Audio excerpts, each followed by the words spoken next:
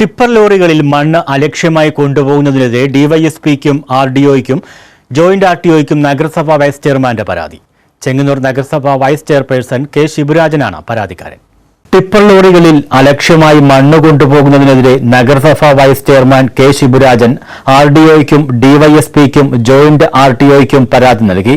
ചെങ്ങന്നൂരിലും സമീപ പ്രദേശങ്ങളിലും റോഡിലൂടെ മണ്ണുമായി പോകുന്ന ടിപ്പറുകളിൽ നിന്നും ടോറസുകളിൽ നിന്നും മണ്ണ് റോഡിലേക്ക് വീഴുന്നത് പതിവാവുകയാണ്. MC road, Kozhencherry road, Mavelikkara road തുടങ്ങിയ നഗരത്തിലെ സുപ്രധാന റോഡുകളെല്ലാം മണ്ണ് വീണ് കിടക്കുന്നത് പൊതുജനങ്ങൾക്ക് ഏറെ ദുരിതമുണ്ടാക്കുന്നു. നനഞ്ഞ മണ്ണ് റോഡിൽ കട്ടിയായി വീണ് കിടക്കുന്നത് വാഹനങ്ങൾ അപകടത്തിൽപ്പെടാനുള്ള സാധ്യതയുണ്ട്. നല്ല വെയിലാകുന്നതോടെ മണ്ണുണങ്ങി പൊടി പറന്നുള്ള ശല്യം രൂക്ഷമാണ്.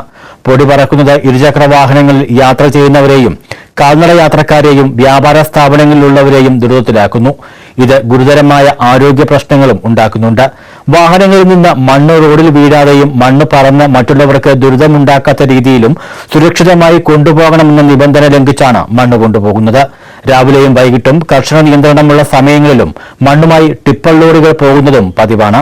നിയമം ലംഘിക്കുന്നവർക്കെതിരെ കർശന ശിക്ഷണ നടപടി സ്വീകരിക്കണമെന്ന് വൈസ് ചെയർമാൻ കെ ശിബുരാജൻ നൽകിയ പരാതിയിൽ പറയുന്നു. News bureau, Chengannur.